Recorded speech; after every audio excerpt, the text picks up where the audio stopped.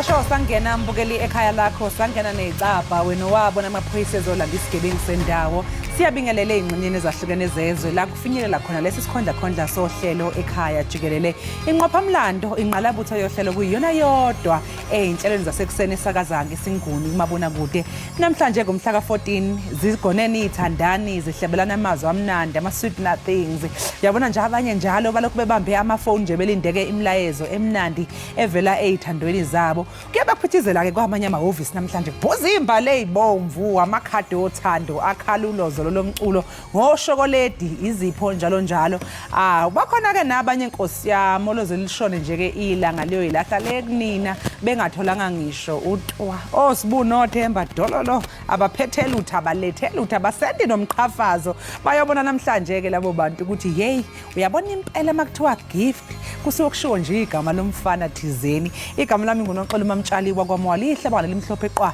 intokazi yale ondini ngasesishamthetho sesifundazwe eStella sikubingelele mbukeli sikamkele ekhaya jikelele sibonge kakhulu ukuthi uhlanganyele kanye nathi namhlanje happy vale happy mbukeli masibotise ngalensasa umhla we-14 kweyomdumba namhlanje ke kubhiyozelwa yona kaloku Valentine's Day isuku ke lwabo bathandanayo ngoko ke nakwabo balelizolo bequmbelene bexabene ndithi makulale iziphunzi okutsho ke ukuba makuye kwingxabano uxolelwano kuphinde kujongane ngamehlo othando okanye ke xa sijonga kuvimba wethu namhlanje nangamanqaku esakhothela wona amaqela ezopolitiko ebeshukuxa intetho yobume beli kamongameli Cyril Ramaphosa kwaye ke asebenzise elithuba ukuloba bavoti njengokuba ke kulungiselelwa unyulo lwalonyaka kanti ke kwelinye inqaku abafundi bematriki abakumakhulu amabini besikolo ke ikwamakhutha Comprehensive High eThekwini abatyholwa ngokopa kwiphepha leMaths ngo-2022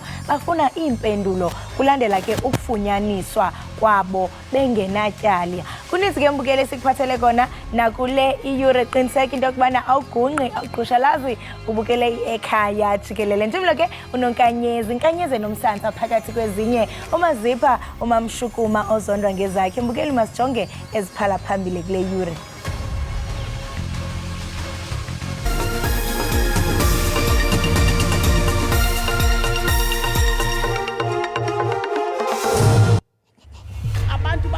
meka nangakumbi ingathi zange babe nawo amehlo ngaphambili okubona izinto ezenziweyo imibutho yezopolitiki beshukuxa intetho yobume beli kamongameli Cyril Ramaphosa izolo bafuna impendule abafundi bakwesinye sezikole zaseThekwini ababesolwa ngokukopela kubhalwa ivivinyo zika matric labafundi batholakale bengenacala abafethu basebenzile kakhulu futhi and especially ukuthi after such a long time ukuthi bafike khona bafikile la kumele bafike khona silanje we are proud simzansi sijabula kakhulu even ngogogo bakavuka emashini labomkhulu bathi hayi abafana basebenzile abafana kanti ke kwezemidlalo ikaleleke ngentseni namhlanje kwisikhululo senqwelo moya iOR Tambo ibafana bafana emva kokumela ilizwe kwiAFCON eIvory Coast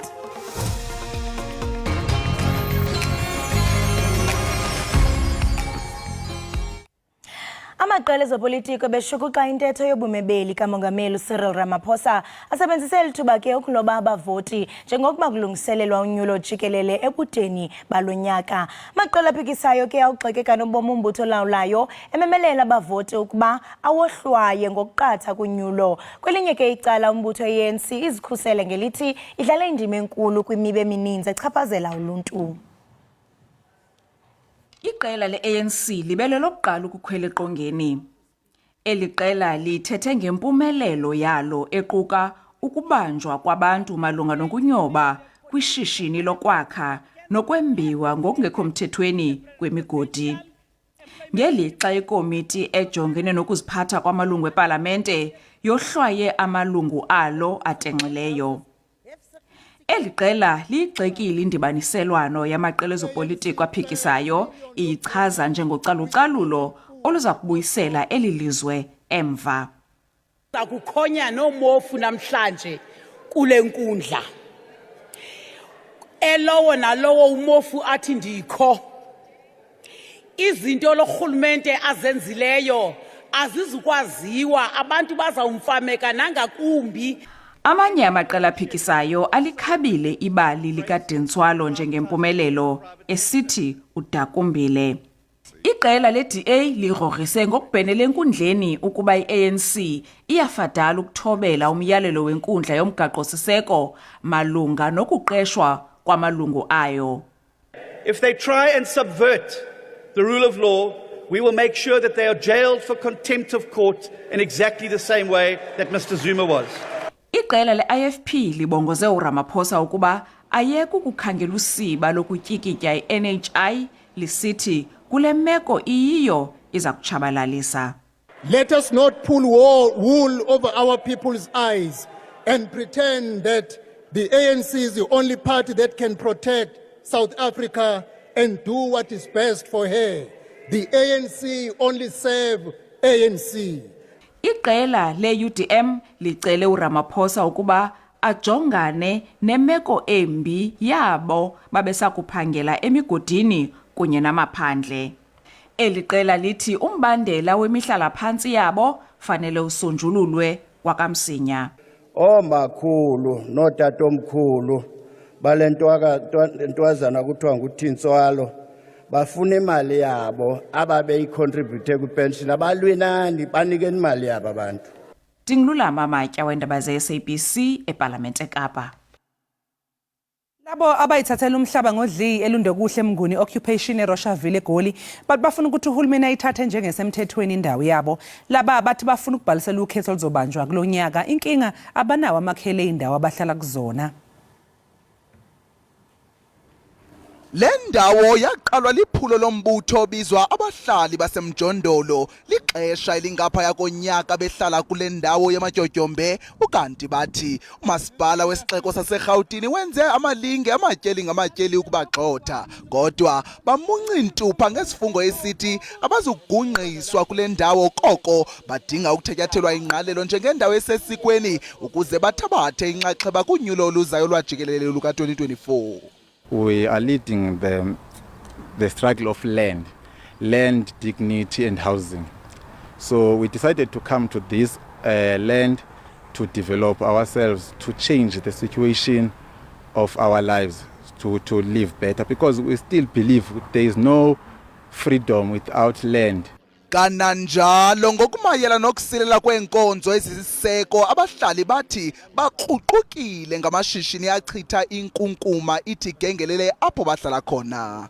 Isithunzi sethu sabantu abahlala emkhukhwini asivikelekile, even naku government abantu abahlala emkhukhwini ubathatha ngathi abantu abanganangqondo, abantu abangacabangi. Eba wewadu Fazer Chame uvakalise ngelithi isixeko saseRhawutini kusamele sithabathe isigqibo ngokumele kwenziwe. When I came there, they said to me that they need houses, they need a proper place to live, and they also want to be onto the waiting list, which I explained to them that that they need to go to 222 Smith Street in Braamfontein. That is actually where you can apply for housing. Kukwavakaliswe ukuba bangaphaya kwamawaka ngamakhulu asithandathu abantu abasekuluhlu lokulindela ukwakhelwa izindlu kwiphondo laseGauteng kuphela. Abafundi bematric abakumakhulu amabini besikolo ikwaKwamakhuta Comprehensive High eThekwini abatyholwa ngokukopa kwiphepha leMaths ngo-2022 bafuna impendulo kulandela ukufunyaniswa bengenatyala. Emva kophando ziye zakhulula iziphumo zabo ukanti amaziko omfundo awabamkeli ngelithi azibonakali iziphumo zabo zezifundo zezibalo. Sekuphele iminyaka emibili iklasi likamatikuletsheni lango-2022 kwaMakhutha Comprehensive High School lingenaso isiqiniseko ngempilo yabo. Bangaphezudlwana kwamakhulu amane abafundi abahlalela iphepha lokugcina likamatikuletsheni kanti kulaba bangu-236 abasolwa ngokukopela iphepha labo lezibalo. Abafundi bakholwa ukuthi basuliwe kulezi zinsolo njengoba bethole izitatimende zemphumela ngemuva kophenyo. Nokho naphezu kwalokho abakwazi ukuthola indawo ezikhungweni zemfundo ephakeme.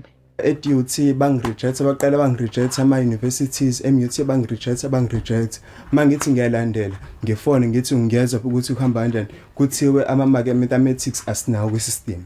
Abafundi bathi kubaphatha kabi ukwazi ukuthi bazophinde bachithe omunye unyaka behleli emakhaya. Ukuhlala ekhaya kusiphatha abhlungu almost sonke.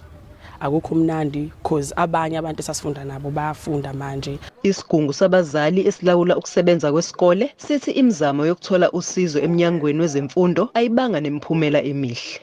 Umnyango uma sikhuluma as iSGB umnyango ukhombisa nje unganaki ngendaba zabantwana ekuyibona esingabo ukhombisa nje ukukhulu unganaki ngoba kuze kube manje awukho umnyakazi abakhombisa ukuthi bayawenza mayelana nendaba yezingane. Umnyango wezemfundo esifundazweni uthi akubona bonke abafundi abangu-236 abasulwa ekopeleni kodwa uthi baphenya umfundi ngamunye. Siyabacela ukuthi it's either bayabhala baya-re-register ukubhala or basondele kithi ngamunye ukuze icase yakhe umuntu sikwazi ukuyibheka ngoba isimo sabo akusesona esilula esinormal ukuthi ungaya e-university. Umnyango weluleke abafundi abathintekayo ukuthi bavakashele amahhovisi omnyango esifundazweni eMargate ogwini oluseningizimu neKwaZulu Natali ukuze bathole usizo. Ngingononhlakanipho Magwaza ezindabeni ze-SABC eThekwini. Lilale isithathu iqembu lesizwe Bafana kwe-AFCON e-Ivory Coast labuya nendondo yethusi kanti ke mbukeli hawu lemukelwe njengamaqhawe lapha esikhumuleni seyindiza e-OR Tambo eKempton Park. Njengamanje ke mbukela ke siphosa amehlo khona sibheke ukuthi kwenzekani njengamanje.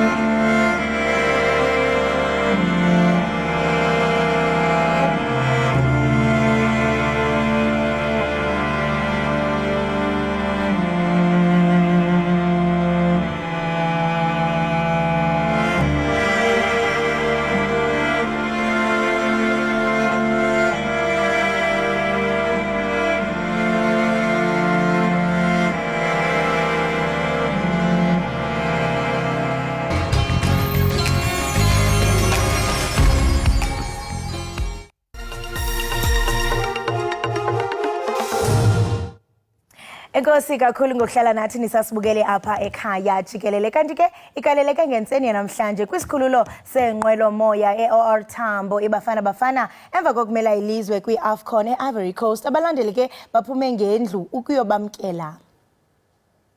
Abafethu basebenzile kakhulu futhi and especially ukuthi after such a long time ukuthi bafike eAFCON bafikile la kumele bafike khona. Silanje we are proud simzansi sijabule kakhulu even abogogo bakavuka emashini labomkhulu bathi hayi abafana basebenzile. We woke up at 2:00. It's unfortunate that they arrived very early, but we had to be here. We are very excited about the boys. It's been a while, so we qualified, we got bronze, and yeah, our players did well. Bafana liberengile, Bafana si proud gani, Bafana vela nembili lukonkareni, ene stohlala sele supporter, Bafana for life, viva! So proud for our boys. They've boosted the confidence. We know support was going down for years, but then now we're also looking forward to go to the World Cup. We believe in them that they will bring it home. I'm very proud of Bafana for the first time since I bought this t-shirt, wearing it for the right reasons. Yeah.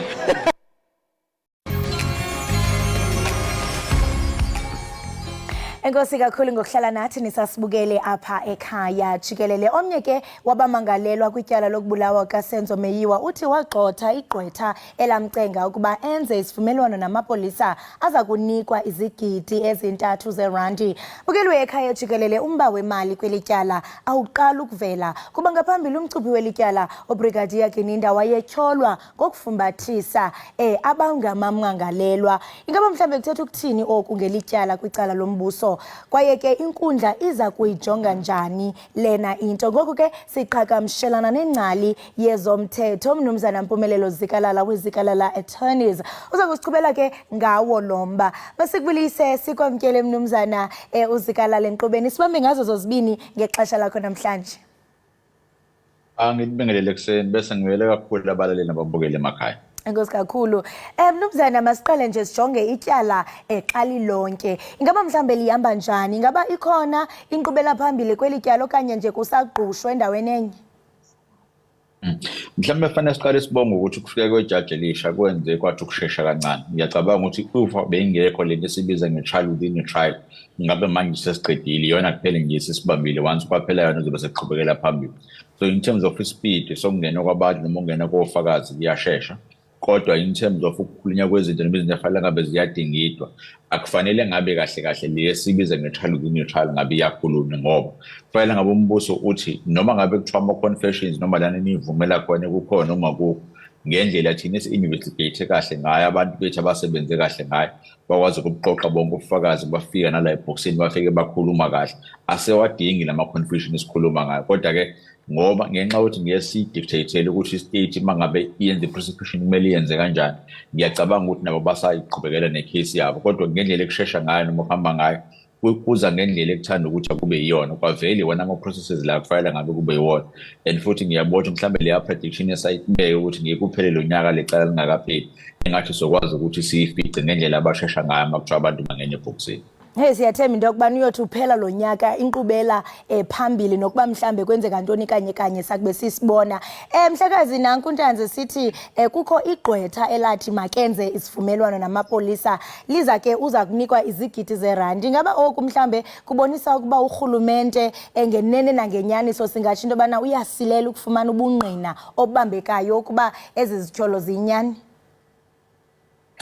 Ngiyacabanga ukuthi uthathe u-9 years ukuthi licala lisuke noma lize liyongena enkantolo mhlawumbe kuyinkomba ukuthi bekhona ama-challenges noma iy'ngqinamba kade zikhona ngesikhathi kuthiwa sa-investigate so ngeke kuthuseke uma ngabe kunama-indications afana njengalawo ngoba ngeke sizazi ukuthi kwenzeka ngempela yena ukuthi kuthiwa kuba khona imali ekuthiwa izokhishwa ngenxa yokuthi mhlawumbe basebeza i-pressure ngoba konke laba behamba khona even ngawominister wamaphoyisa ezinye izinto ey'buzwa kuzona kuthiwa cha awusitholela ababulali bakaSenzumeyiwa siyabona ukuthi niyasebenza impela ukuthi nginakwazi ukuthi nikwenze yindaba ningafiki esiphethweni sala nomndeni wakhona uke wacomplaina futhi ukuthi engathi indlela i-investigation ehamba ngayo ehamba kancane kakhulu so iy'nsolo ey'fana njengalezi yize noma mhlawumbe singeke sazazi ukuthi ziyiqiniso noma zamanga yina kodwa ngeke zathusa uma ngabe kuwukuthi ngempela zenziwe angeke zathusa uma kuwukuthi iyona process noma indlela ababeheya ngayo abantu ukuthi abakwazi ukuthi bazoconfess singazi-ke nanokuthi amaphoyisa uma ngabe ekuthiwa investigate eziphi izinto abayisebenzisayo ukweshela abasolwa ukuthi cha ake ngizame ukukuconvince ukuthi le nto ngithi yenze injani ngitshene iqiniso kuyona bese either ngizohamba ngiyo-investigate noma ngicela i-confession ngizobe sengiyithola kwena so into efana njengaleyo yes inkantolo kumele ukuthi ayilalele kodwa ayikwazi uku-attache kakhulu iweight kuyona unless kuzofika ubufakazi obuqinile obuvela kulowo muntu okuyona oyisuggestile noma oyilethile enkantolo ukuthi cha kusenkantolo akubuke kanje nayi into mina engayizwa nayi into kade ngithenjiswe yona akuyibheki ukuthi bekusahanjwa kahle yini noma bekusa-investigate ngendlela e-right yini ngesikhathi bengenzela le offer. Sebenza ubungqina and omnye umuntu mhlambe angazibuza wena Zikalala into yokubana mhlambe oku kungamnceda njani uNtanzi enkundleni ukuba ngenene kuyafunyanisa into yobana wanunuswa ngale mali. Kukhumbula ukuthi into esuke ibuzwa kwi-trial within a trial kakhulukazi uma kuthiwa umuntu wenza i-confession noma uzivumelene ukuthi one uyenze ngoba nakuba uthando bukhululekile yini akekho umuntu ekade ekuncinza noma ekade ekucupha ngemuva ukuthi uma ngabe ungakhulumi la nayo into ezokwenzeka kuwena bese kuzobheka ukuthi uyenze phambi kwamanje yini umantshi okwazi ukuchazela ukuthi njengoba uzokwenza le confession noma uzovuma nayo into ezolandela ama-consequences akhona azoba kanje waqhubeka wayenza le confession noma ngabe kunjani so uma ngabe khona inhlese even encane ekhombisayo ukuthi leyo confession oyenzile awuyenzanga freely and voluntarily awuyenzanga in your sober senses khona izinto kade zikucinezela ngemuva ey'dala ukuthi sigcine bese kuthiwa usuyaconfess inkantolo kufanele ukuthi ithathe ibeke eceleni ithi cha noma ngiyanizwa ukuthi nithi khona i-confession ekhona kodwa ngeke ngize ngiyithathe ngale confession ngento kade kuyiyona yona asiyithathe sibeke eceleni sidlulele phambili nokunye ngoba engathi khona ngazange uze kuhambe kahle la izona zonke izinto lezi ekufanele ngabe inkantolo iyayibheka noma ithi kuyicubungula kahle bese mayisibonile bese ithi hayike kulungile le confession ngiyayithatha noma ngiyiphinisele emuva ngokuvela kwalama-allegation usakhomba khona ukuthi awufuni ukurisk i-trial yakho yonke nge-confession esuke ingaqinanga kahle if ikhona i-dispute ngayo, the best way ibeke eceleni bese uzocubungula noma evaluate ufakazi ofakwe state bese uyabona ukuthi uyaconvicta noma uya-acquita yini. Usekuwo Lombo Mhlekazi silindele kuba kubizwe uadvocate uNtokozo Mjiyako ukuze aziphendulele ngalento intoni mhlambe enokujongisiswa kuye xa ebizwa.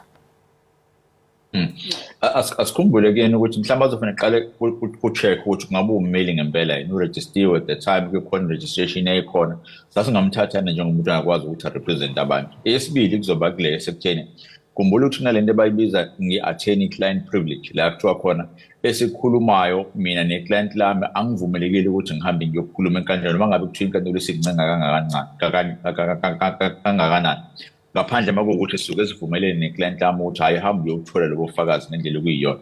So yona headline yokuqala leyo ufike bayithola ukuthi bamthola mase bemlethe enkantolo i-client attorney privilege ngabe isiphukile yini bese kuzotholakala ukuthi leyo confession yenzeka ngaleso sikhathi kwakuyiyona yini mangabe kuwukuthi bayakwazi ukuthi bangene lapho. Makutholakala ukuthi akayena ummeli then unfortunately the case has collapsed. Makutholakala ukuthi ngingavuma mina ukuthi ngangikhona ngayo lo suku yebo nayi intention okuzokhulunywa kuyona kodwa sekuphele lapho ke ngisangene kokunye then mhlambe it might go in the side of faith but ngendlela mhlawumbe abameli nama-client abo ajwayele ukuthi basebenze ngayo bengingayitsheni ukuthi uyozabize noma ayihambele yona yozingenele ebhokisini athi nanti engifuna ukukhuluma ngayo ngalola suku ngoba isuke khona leyo protection ngenxa indlela abameli nama-client abo abakhuluma ngayo.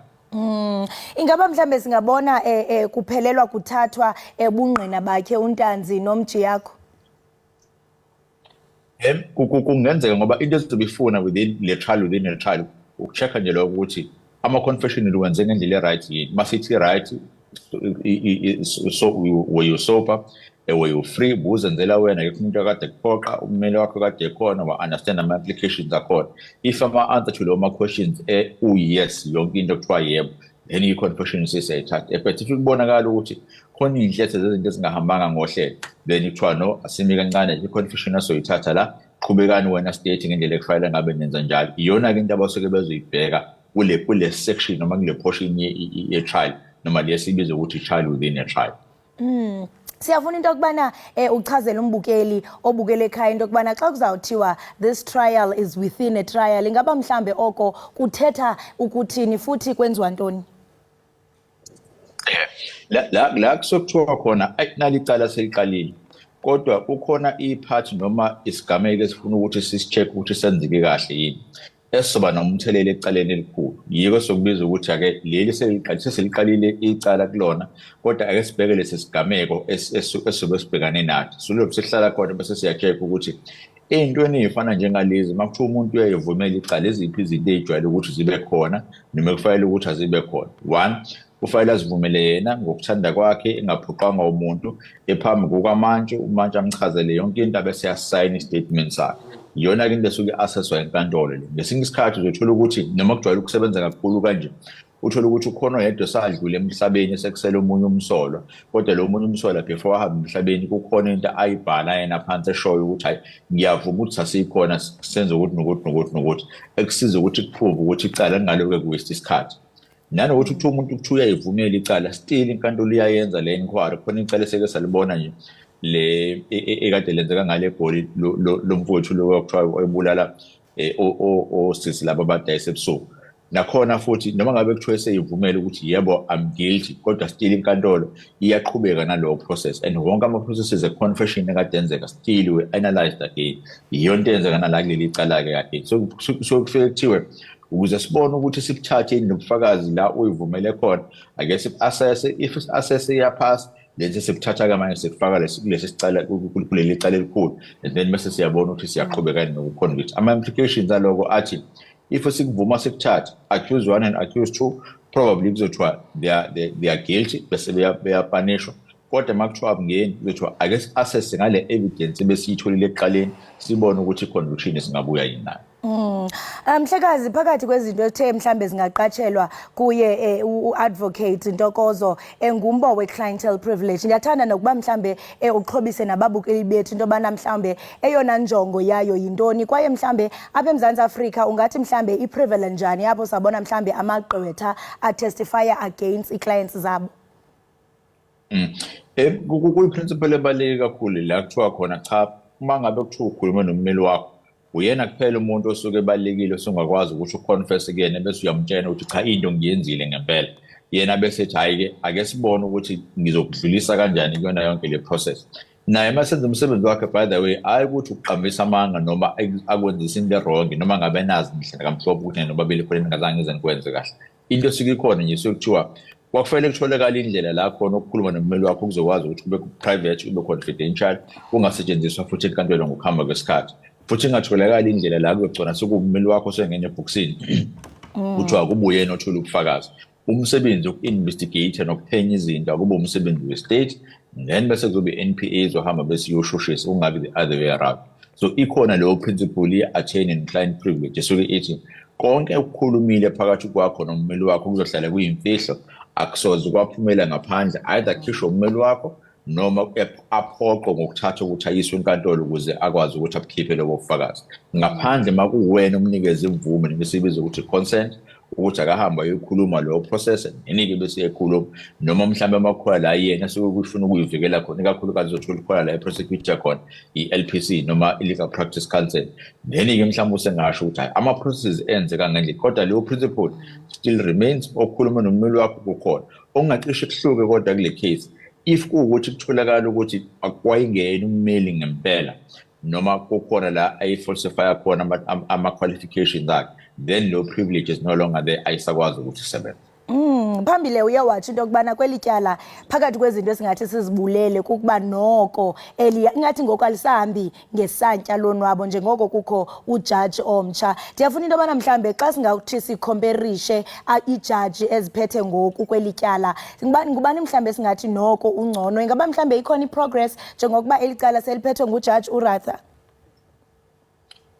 ikhona kakhulu uzokhumbula ukuthi previous occasion sahlala nofakazi abathathu cishe unyaka wonke ingekho iprogress esiyibonayo ukuthi siyangala kodwa manje uphelile unyaka ukhona nezinye inyanga futhi sibusa sayi-add kodwa siyabona ukuthi we are going towards the end of the state case mhlawumbe ngeke sakhomente kakhulu ukuthi uliphethe kanjani kube khona phela lokugudlana okuzoba khona ngaphakathi enkantolo nokuzwana amandla nokuncweka ukuthi ngabe yonke into esahamba ngohlelo yini mhlambe against abameli nale judge kodwa amahlala khona kuthina suke siwajayelelo indlela esuke sisebenza ngayo nokungaboni ngasolinye futhi kuyenzeka mangabe nisendaweni nabantu kodwa into esuke ibaleke kakhulu isekutheni kuloko kubalekile kokudonsa iqiniso kofakazi ngabe kwenzeka ngendlela ayina and ngibona ngathi i-collection yofakazi ne-evidence isangena kahle okuyobe sekubaleke kakhulu-ke rather than ukuthi icala uliqhube ngokushesha kanganani sekutheni mase kuthiwa uya-evaluate le evidence u-evaluate kahle lokho kuzoba nomthelela esekutheni isinqumo asikhiphayo sithi labantu abahleli lapha ngibathola benecala noma ngibathola bangenacala yini if yethu bathola benecala sikuya kwi-appeal ama-reasons azowafaka athi bakhombisile ukuthi banecala ngalapho nanokuthi kwi-appeal bayosucceeda yini kuthiwa hayi sina engathi kwakudlala ngani la siyanikipha and then-ke mhlawumbe kuzobe sekuba nokugcopha ngendlela yena evaluate ngayo kodwa ngendlela ashesha ngayo manje nangendlela iprocess ayibambe ngayo uyakhombisa ukuthi the only thing ayifuna ukuthi ayenze ukuthi leli cala aliqale bese liyaphela within the shortest amount of time then bese kuphuma isinqumo at least umndeni wakameyo ukwazi ukuthola iclosure ukuthi kwenzakalani ngothandiweyo wabo. Mnumzana masibambe ngasibini ngexesha lakho nokuba usihlalutyele ngokuqhubekayo kulo elityala enkosi kakhulu benosuku olumnandi. Ubonga mina kakhulu nibe nosuku oluhle nani. Enkosi kakhulu lo ke mbukeli ibinguye umnumzana Mpumelelo Zikalala wezikalala attorneys besinqokola naye ke kwiZoom sijonge kakhulu kwityala eliqhubekayo lokubulawa kukaSenzo Meyiwa. Uyaqonda ukhumbule kaloku mbukeli into yokubana uMeyiwa wathutyulwa wabhubha ngonyaka ka-2014 kwikhaya lentombi awayethandana nayo uTyeli Khumalo eFosloras eRhawutini. Mahlanu ke amadoda athutshiswayo nekuthiwa ke ngawo awathengwayo ukuba abulale uMeyiwa. Masiqhubeke mbukeli sibhatala amatyala qiniseka ugungqe sabukele Ekhaya Jikelele.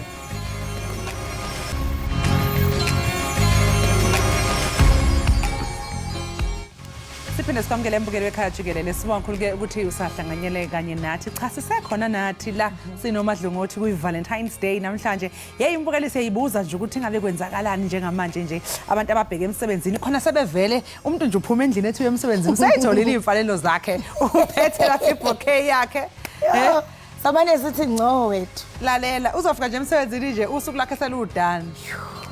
Bathi senditsho wethu wena ufuna uqonda kuwe ke ngokwenu uvuke njani? Hayi ndivuke kahle mina. Centrals fumene imfanelo zakho. Because ndikubone ungena uphaca ndathi Happy Valentine's mommy. Oh. Yeah, ngathi nje ndigqibe ndiphelele ke mina ngoku. Hey, yazi kukhona nento ethiwayo kaloku bamtshali ukuthi sentsho nina nokwenithedlundlu.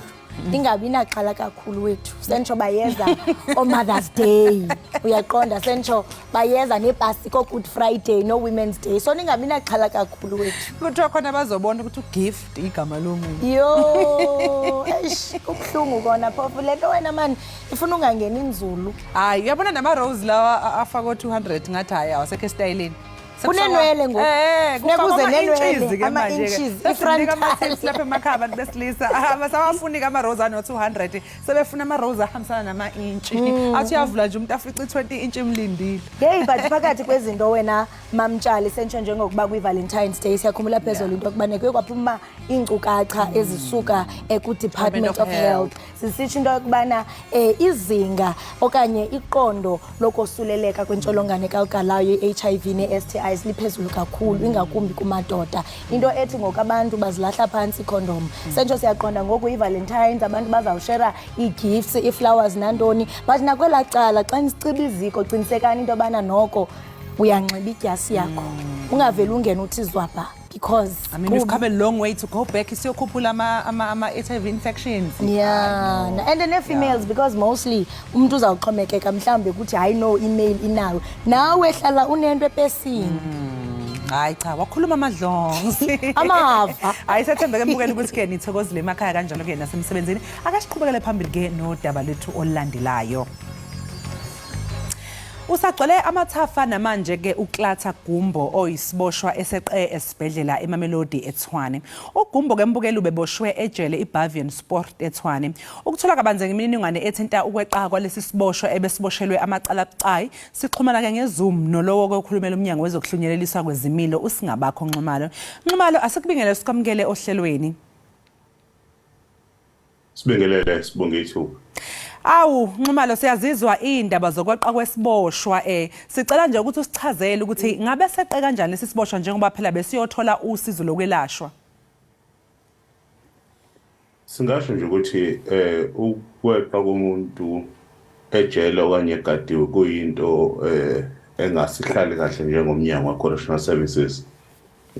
Ingakho sethema kwenzeka lokhu ngomsombuluko umhla ka-12 sabe sesikhipha ke abasebenzi bethu ukuthi akagcwale zonke indawo bamfune uGumbo baze bamthole njengoba phela simbona njengendoda eyingozi kakhulu uma ubheka amacala agotshelwe wona nangendlela ke ecengayo ngoba phela beya esibhedlela benomunyuza wabo begadiwe kodwa uma befika esibhedlela akucaci kahle ukuthi bahlukane kanjani bese kuGumbo sesithola enale official eyodwa atheke wayilimaza kakhulu wayiphuca ke nesibhamu wayeseke egcwala Iindaba.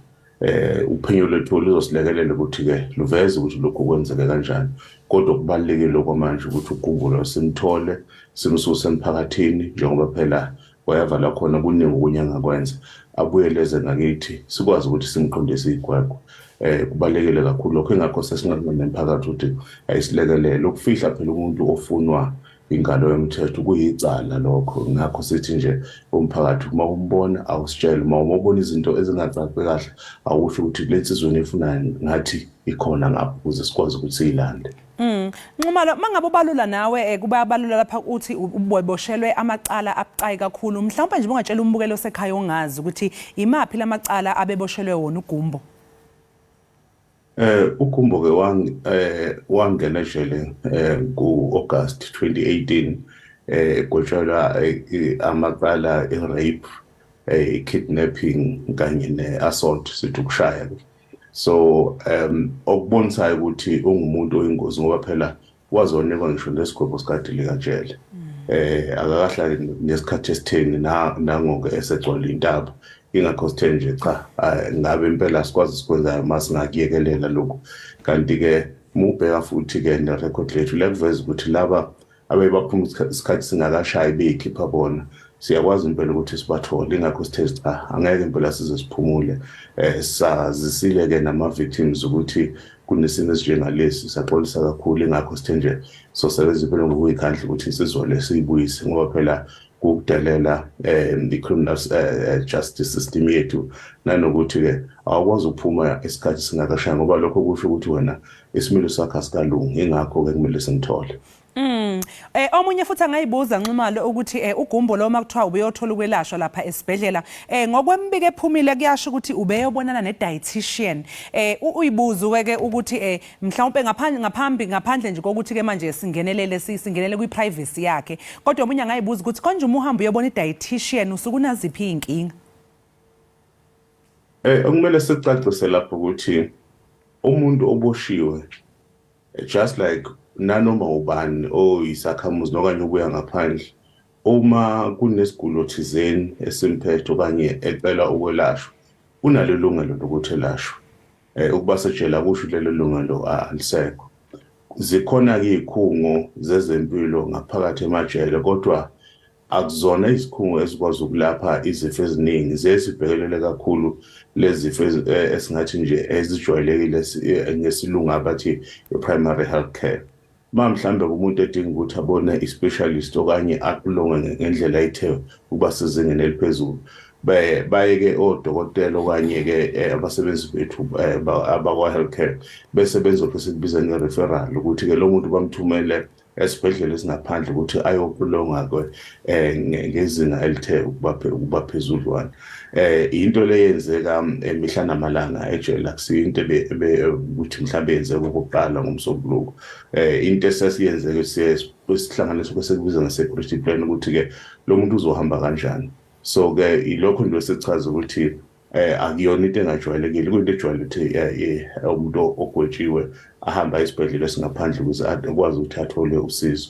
So-ke i-investigation yethu yokumele silekelele ukuthi uhambe kwahamba kwasekuxega kuphi nanokuthi-ke aze lo ugumbo akwazi ukuthi-ke athathe isibhamu alimaze futhi nomsebenzi wethu kwenzeke kanjani lokho.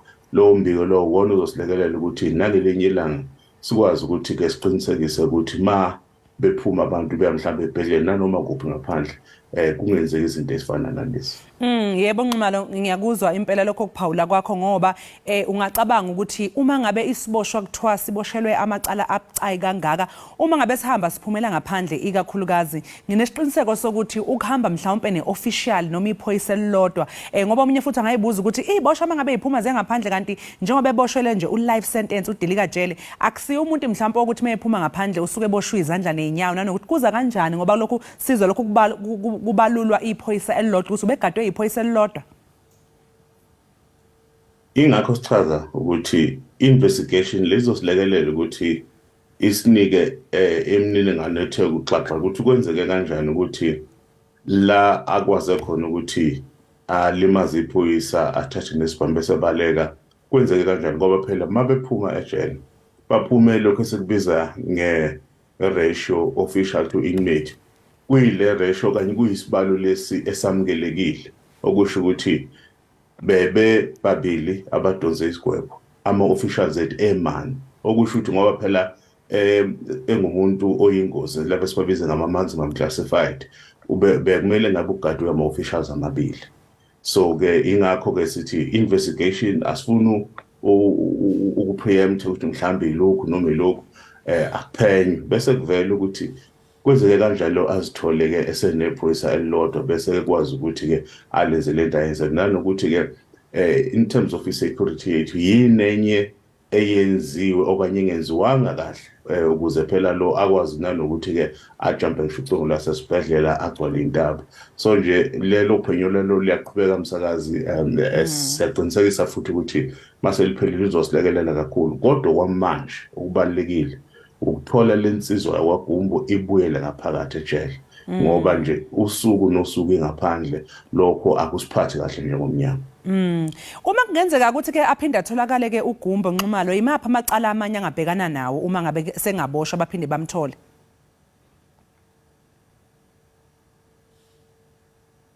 akusezwakali kahle msakazi. Oh bengibuza Nxumalo ukuthi ke njengoba usho nawe ukuthi okubalekile njengamanje ukuthi impela nje kutholakale lo mlisa kwaGumbo njengoba ingozi kangaka. Uma kungenzeka ke lo ntantla ukuthi atholakale sekungaba yimapi amacala angethweswa wona. Singasho ukuthi ukubaleka ejele okanye ukubaleka ugadiwe uyicala elikhulu. Uyobeke esebuyiselwa futhi enkantolo ke sekumele kuqulwe lelo cala ke ukuthi ke ubaleke egadiwe waphinde futhi wabaleka ngaphansi kwengalo yomthetho. Bese inkantolo ke iyanquma ukuthi kumele kwenzakaleni ngalokho. Kodwa nathi ngaphakathi ku-correctional services kukhona kumele sikwenze ukuze uma ebuya kucaca ukuthi simusa esikhungweni lesi ngempela esikwazi ukudila nabantu abafana naye, okusho ukuthi abantu abangayimisele ukuthi bajezele igwebo zabo. Sinazo kuyikhungo ezikwazi ukuthi zibhekana nabantu esibabiza ngalolu hlobo ke simbona ukuthi cha uyilo, bese ke kuze kufike isikhathi ukuthi ke mhlawumbe ngelinye ilanga ngithi sekulungela ukuthi mhlawumbe ngabuyela emphakathini. Kodwa kwamanje insizwa ngakulungela ukuthi emphakathini iyadeserve ukuthi kubheke ukuthi yiliphi ijele kahle kahle elingahle likwazi ukuthi limlekelele ukuze phela akwazi noku-understand ukuthi akakulungela ukuthi abuyele emphakathini, nanokuthi ukwenza ke i-crime into thina lapha eSouth Africa esilwisana nayo. So ke asiyithola insizwa izohamba enkantolo kodwa kuningi esazokujezela. Manje ke Nxumalo njengoba ke nisho nanini Paul ukuthi lensizwa iyingozi kakhulu kodwa nikhiphile ke imfanekiso yayo ukuthi ke abantu abayibonayo njalo njalo, mhlawumbe yini into engenziwa umuntu nje osesimeni sokumbona uGumbo lo, uma ngabe sibona isiboshwa nixwayise ngokuthi mhlawumbe benze njani, kukhona lapha abangashayela khona? Sikhiphile imbiko sathi nasi isithombe sakhe, ma abantu mhlawumbe bembona kanti bemfanekisa ukuthi mhlawumbe ngaba nguye. Akudingana ukuthi bazibafuna isikhungo sethu ngoba abaningi abazazi ukuthi izikhungo zethu mhlawumbe zingakuphi, ezinye zingaba kude ngabahlala khona. Kodwa nje ma kune police station eseduze bagijima baye khona ukuthi cha ngathi nakunomuntu siyambona, siyanxusa ukuthi bangazama ukuthi bazibambele bona njengoba phela uyingozi futhi uhlomile. Abagijima baye emaphoyiseni, amaphoyisa ake zobe sekwazi ukuthi asilekelele. So noma ngathi ubonakala kuphi, ikhona ipolice station eseduze, gijima niye khona nithi cha nansi insizwa ngathi ngapha, bese ke sikwazi ukuthi simthole. Nxumalo igameko enjengalezi zokuthi kweqe iziboshwa ejele ngabe zivame kangakanani lapha eNingizimu Afrika? Amanani lokhu nje ehla iminyaka ngeminyaka okanye unyaka ngonyaka lokhu muzobheka ibalo. Okusho khona ukuthi kukhona esikwenzayo okusebenzayo, kodwa ke siye sithi correctional services angeke size saneliseke ngokuthi amanani ayehla for as long as abantu besakwazi ukuthi beqe. Singathanda ukuthi system yethu ifike ezingeni la uthola ukuthi akekho umuntu okwazi ukuphuma, akekho umuntu okwazi ukweqa, akekho umuntu okwazi ukuyihambela esikhathi singakafiki. Ilokho esikufunayo. So as kusenzeka ukuthi abantu baphume, abantu futhi mhlambe basike insimbi bakwazi ukuthi ke bayibeke phansi bese ke beyabaleka, lokho akusiphathi kahle. Abanye babaleka mhlambe mabesebenza ngaphandle. Ingakho hlale nje sibheke ukuthi ngabe ikuphi la okunama gaps khona nokuthi siwavala kanjani. So lama investigations esiwenzayo ke aye asilekelele ukuthi engathi kuvuza ngapha, vala ngapha, nanokuthi kuhlale sengaphambili waphela nabantu lapho esibabhekileyo nabo kuningi abakwenzayo nabakubhekayo. Abaningi babo abathanda ukubasejele kodwa bayathanda ukuhlukumeza umphakathi. Ingakho ke nje somnyango sithi yebo amanamba wona ehlile kakhulu ubheka iminyaka engaphambilini, kodwa angeke sanaliseke for as long as kuthiwa nje kusakhona ngisho umuntu oyedwa uthe waphuma ejele. Sibonga kakhulu ke singabakho Nxumalo ngesikhathi sakho, sinifisele nje ke ningumnyango sengathi ningasithola ke lentswela boya ukuze phela umphakathi uzohlala uphephile, ngoba njengamanje umphakathi ngeqiniseko sokuthi uhlezi libhojozi, ungazi ukuthi uqalaza uhamba uqalaza, ungazi ukuthi kunesigebengu esingozi kangaka esesiphume ngaphandle. Sethembe nanokuthi ke laba bazisulu njengoba usho na uthi bese bezasiwe mhlawumbe kukhona ukukhuseleka okungaba khona ngalesi sikhathi. Sibonga kakhulu ngesikhathi sakho. Lo ke mbukele bekuwusingabakho Nxumalo okhulumela umnyango wezokuhlunyeleliswa kwezimilo. Besixoxa naye isigameko sokweqa ejele kwesiboshwa uKlato Gumbo weqe esibhedlela iMamelodi eTshwane. Okwamanje ke mpula sinje ke qu 8 lo siyabuyela ngomzuzwana.